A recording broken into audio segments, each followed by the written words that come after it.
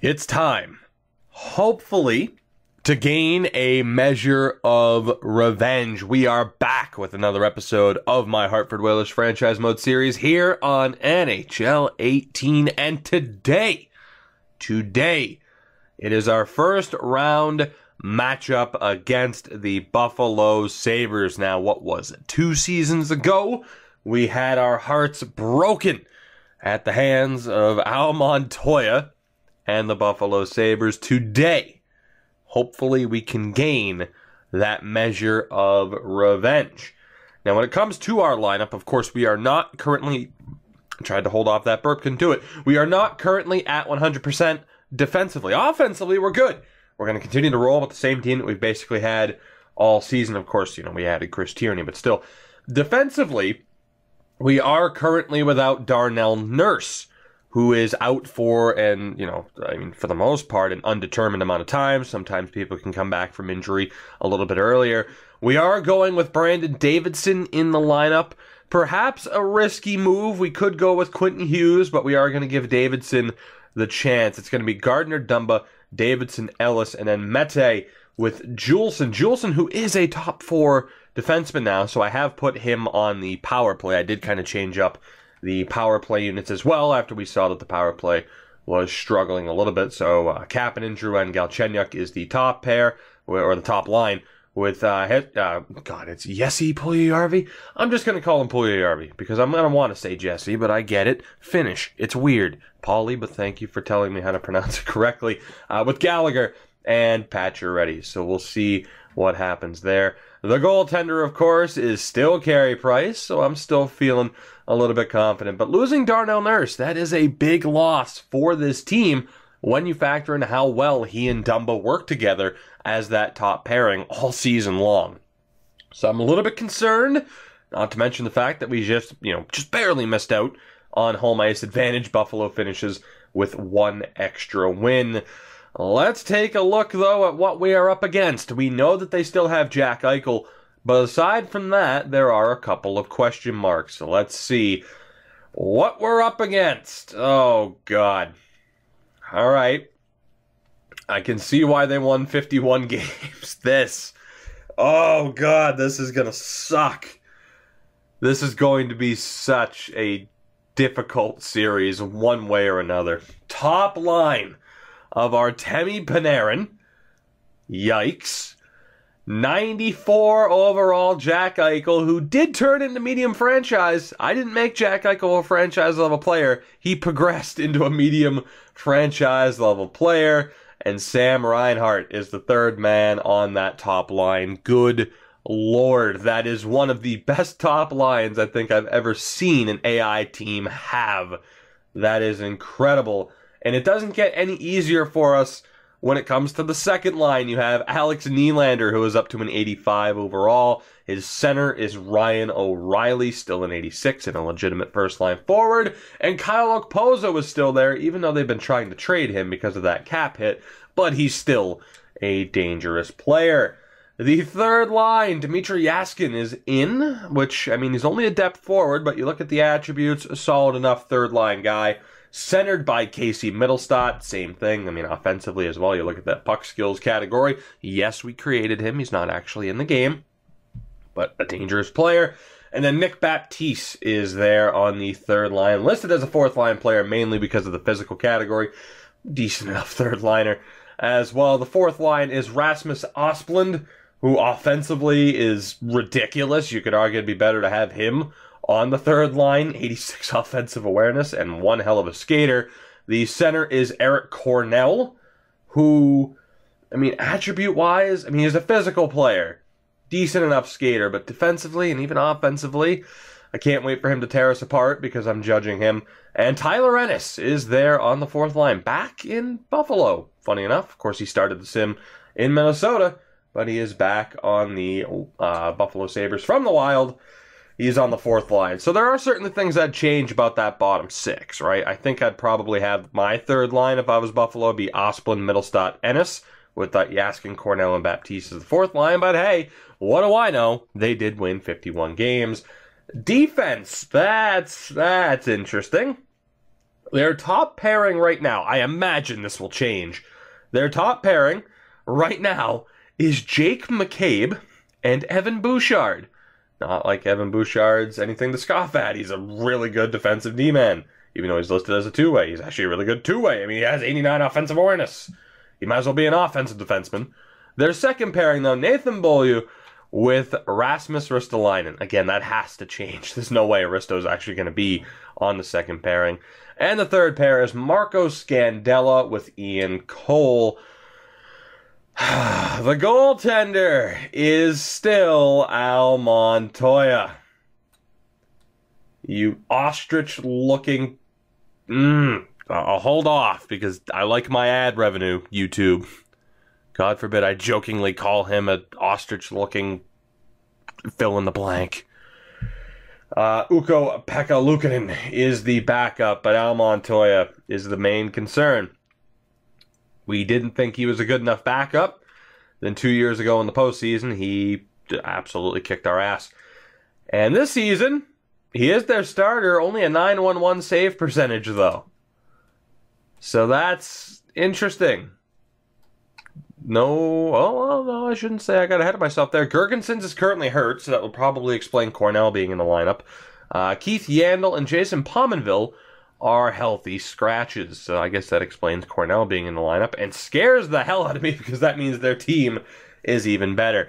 Offensively, juggernaut. It's just world beaters offensively.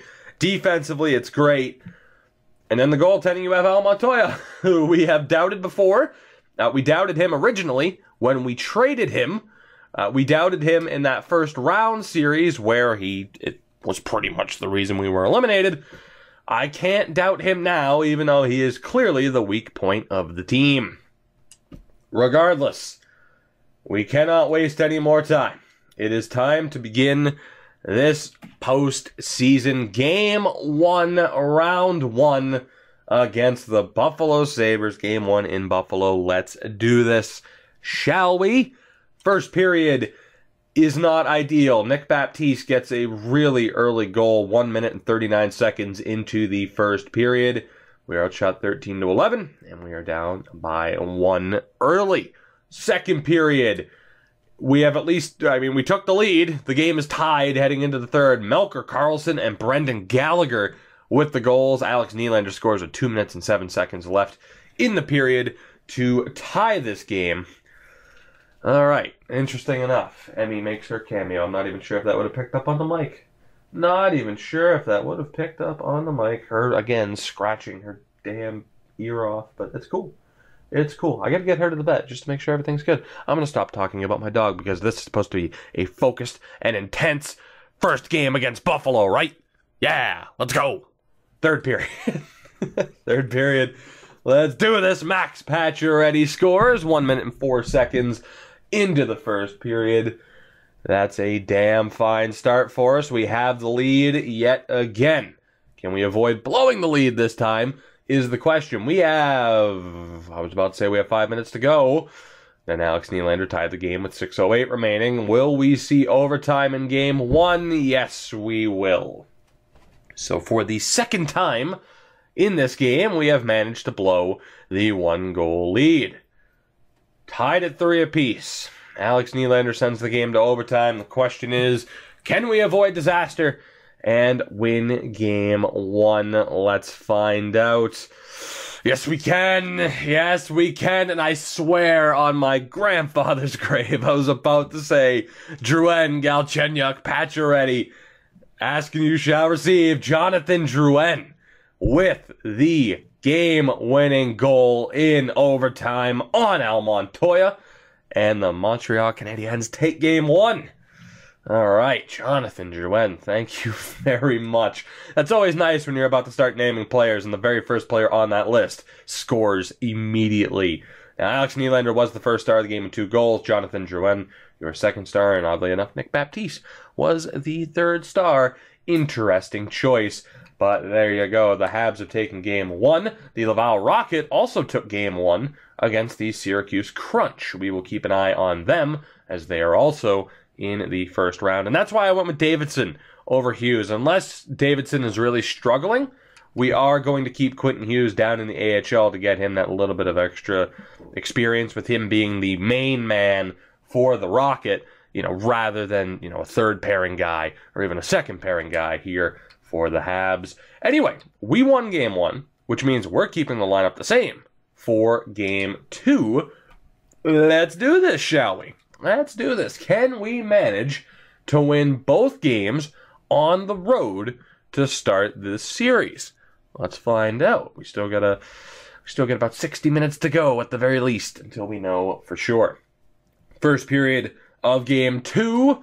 It's a goal apiece. Brendan Gallagher and Eric Cornell. I told you he'd get at least one goal. I said he'd rip us apart. He gets a goal though here in game 2. We're tied at 1 apiece after the first period. Second period, can we get the lead? Yes, we can. Matt Dumba with the goal. So Gallagher and Dumba on the board for us. Tied in shots with 19 apiece, but we have the difference maker so far. We'll see if we can get the job done here. Third period, let's go. 20 minutes away. We are 20 minutes away. A power play opportunity here. Again, we had just an abysmal power play during the regular season, which was shocking. After changing it up, I'm hoping to find a little bit of success. Chris Tierney makes it 3-1 with 6:52 to go, and that will be enough. Carey Price shuts the door. 27 save performance, and the Habs have taken the first 2 games on the road against Buffalo. Gallagher, Dumba, and then the dagger from Chris Tierney. That all-important, so important insurance goal. And we have that 2-0 lead. Again, Carey Price, 27 saves, your first star. Gallagher and Dumba, the second and third stars of the game. And that is a perfect way to start. Speaking of perfect way to start, the Laval Rocket also won game 2 over Syracuse. So they have a chance to end their series right here and right now.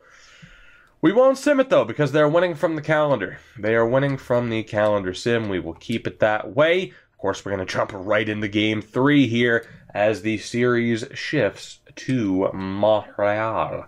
So let's do this, shall we? First period of game 3 here on home ice, and that was a hell of a start to this game. Kasperi Kapanen and Ryan Ellis gave us the early 2-0 lead, only for Ryan O'Reilly and Kyle Okposo to battle back and tie this game up. All right, 9 shots to 8, tied at 2 on the board. Not a great start for Price or Montoya in that game. Second period, that is unfortunate. Jack Eichel, the lone goal, and we're down 3-2 as we head into the third period. So 3 unanswered goals now for the Sabres. We'll see if we can turn it around here. Third period of game 3, and Nick Shore gets the early goal. Philip Deneau gets another one. That nice little momentum swing. We're able to kill off that power play. And Jonathan Drouin. 3 unanswered goals now for the Habs. We have a 5-on-3 power play. Can we capitalize? No, we can't, because our power play is still garbage. Not to mention, somebody scored from center ice. Ryan O'Reilly gets a goal back. Oh my God, 2 minutes to go. Can we hold on, please? Yes, we can. Gallagher with the insurance goal, the empty netter. A 4-goal third period for the Habs, and we have a 3-0 series lead on the Buffalo Sabres. Sit down, Buffalo. You got nothing. We're getting our revenge, and if we don't, I will cry myself to sleep for the next week. Kasperi Kapanen, Ryan Ellis, no goals in the second period. Buffalo with 3 unanswered goals, of course, took that 3-2 lead. But then, in the third period, Nick Shore, Philip Deneau, Jonathan Drouin, Ryan O'Reilly was able to get them back to within 1, only for Gallagher to ice the game. 6-4 victory in game 3. Ryan O'Reilly, rightfully the first star of the game. 3-point night, a 2-goal performance, but it was not enough. That could be detrimental, though. Jake Gardiner goes down with a wrist sprain. He is out for only a couple of days, maybe even as much as a week. But that is a pretty big loss for this team. And that will mean that we end up seeing Quentin Hughes in the NHL. I mean, it's him or Simon Bork, and we are going to go with Quentin Hughes. So let's see here. We are going to go best lines. That's all good. I love not having to change that. And let's see. How do we want to do this? You know what? I think we are just going to do it with righties on the right here. So, believe it or not, Quentin Hughes is getting the opportunity of a lifetime. He will be on the top pairing with Matt Dumba. We'll have Davidson and Ellis. That's worked out so far. And then Mete and Juleson had been great all season long. They will continue to be the third pairing. So Quentin Hughes with the chance of a lifetime. And we will also, again, make these changes to the power play. And let's see, what do we want to do here? I kind of need Juleson to be on the power play. Actually, I'm not sure if Juleson will complain. So for now, we'll go Ellis, Hughes, Dumba, and Mete. And we'll see how that goes. And Juleson is on the top PK with Matt Dumba. We'll see if he can... we'll see if we can avoid a morale situation with Juleson. I mean, if he complains, then we'll just have to take somebody off the power play. But for now, that's what it's looking like. Injuries to Gardner and... I wanted to say Dumba. It's Darnell Nurse. Injuries to those two defensemen, kind of spreading us a little bit thin. The Davidson pickup proved to be worth it, though. We'll see what happens. Moving into this next game. Bottom line is, though, we still have Carey Price. He only has a .905 save percentage. Again, here's what I always say. Yes, Carey is struggling, but we're winning. We're up 3-0 in this series despite his struggle, so imagine what we can do if Carey is able to get his game together. Just thankfully, our offense is firing on all cylinders. This is really what happened to Carey the last time we played Buffalo. He really struggled. Our offense wasn't really producing, so we were embarrassed by the Sabres.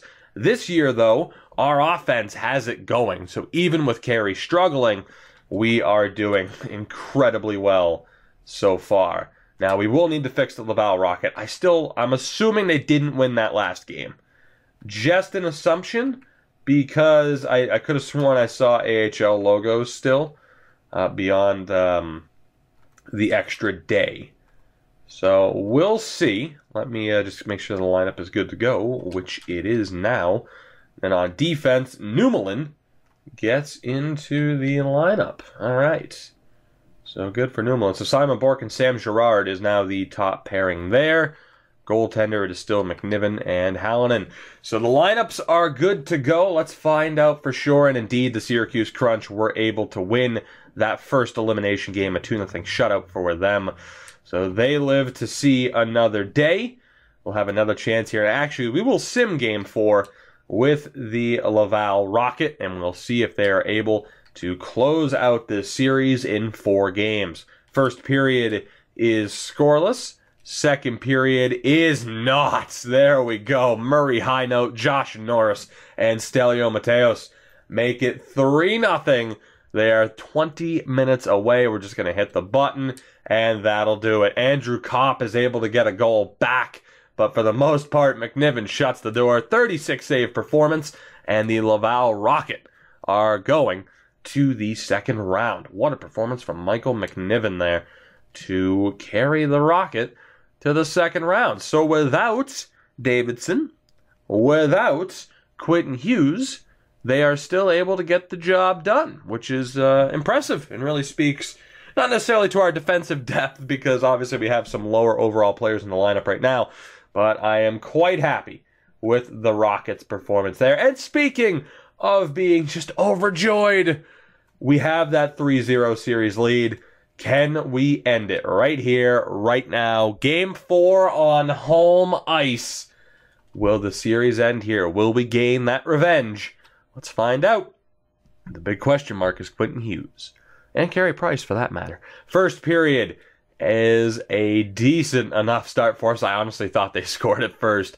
Matt Dumba with another goal. He scores on Al Montoya. We were outshot 10-8, close enough, but we have the lone goal of the game so far. Matt Dumba is really stepping up for us in this series so far. Second period, again, I thought they scored. They didn't. It's Mike McCarron, the fourth liner, chipping in.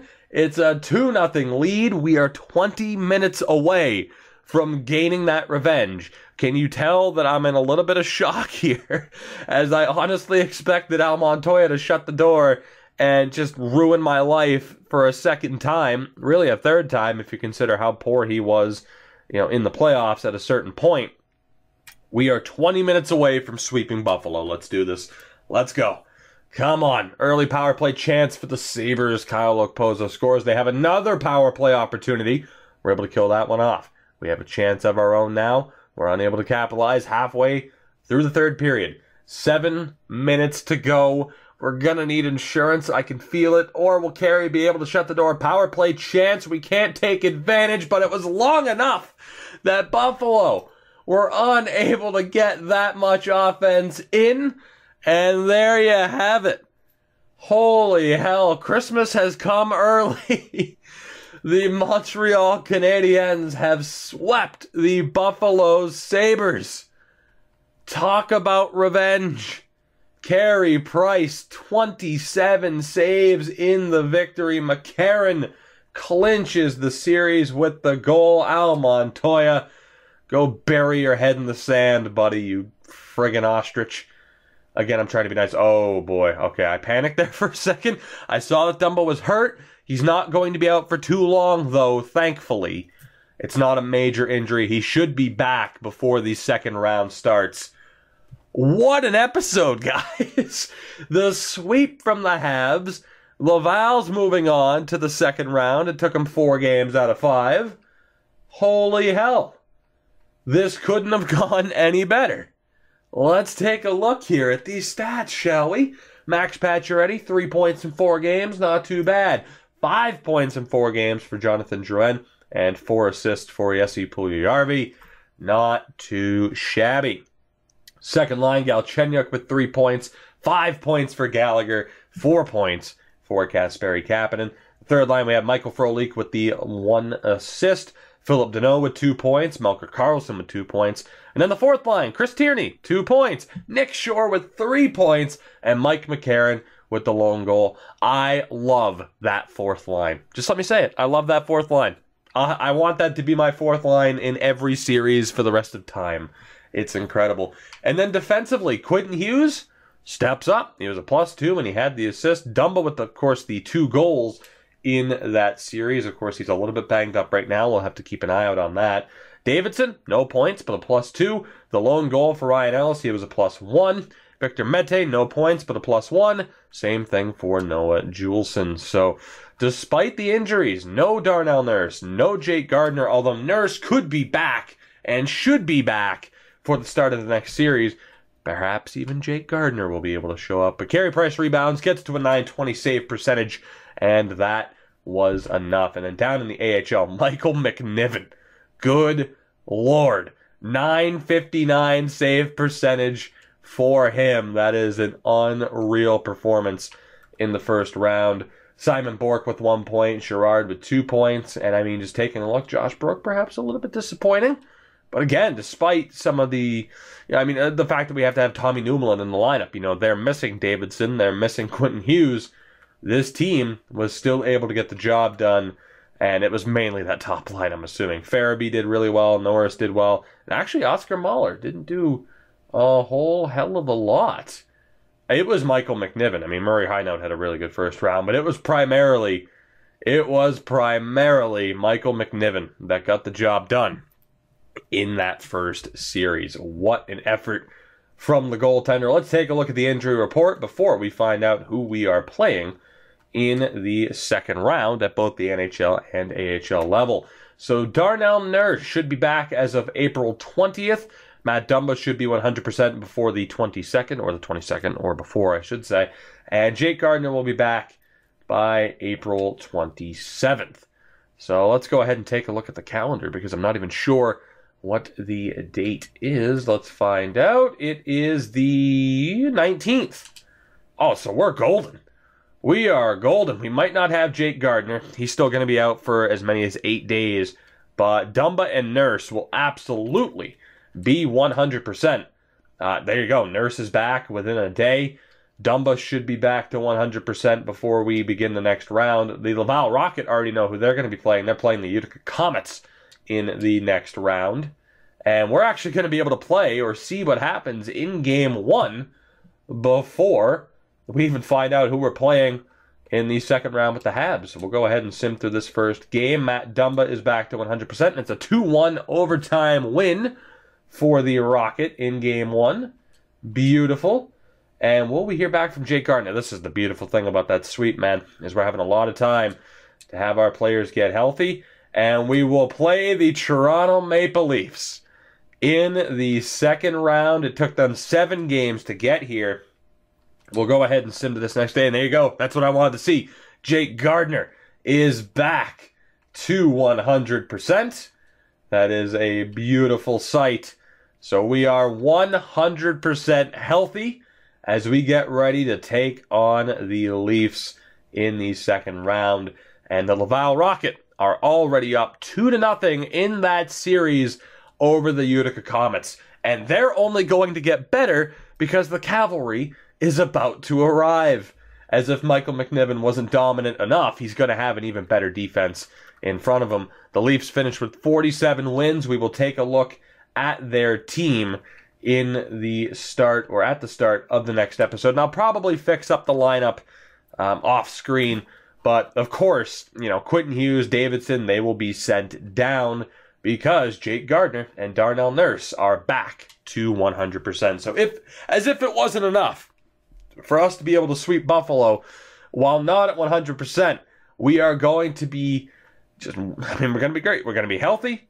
This team is going, oh God, this team could be going places. I don't want to get ahead of myself. You know what? We could lose to Toronto. We could get swept by Toronto. I don't care. We managed to get that measure of revenge against the Sabres. And again, to not be at 100%, to sweep them is incredible. And now we are back at full force. And we will get to see what happens in the next episode when we take on Toronto. But there you have it. There is the bracket. Colorado beats Chicago in 5. San Jose beats Winnipeg in 6. Edmonton sweeps Anaheim. And the Dallas Stars beat the LA Kings in 6. And of course, over in the East, a sweep. Carolina over the Philadelphia Flyers. Columbus beats Pittsburgh in 7. And then the Toronto Maple Leafs somehow upset the Tampa Bay Lightning in 7. Which I got to admit, I feel like we've dodged a bullet not having to play Tampa in the second round. But what about this Toronto team? What about this Toronto team? Should I be that confident when they were able to beat Tampa? We'll take a look at their team at the start of the next episode, guys. But for now, that will do it for this one. I hope you did enjoy. You know the deal by now. Leave a like and subscribe if you haven't already done so. Follow me on Twitter and Twitch. Links are in the description to both of those platforms. And I will see you guys in the next episode where we will take on Toronto in the second round.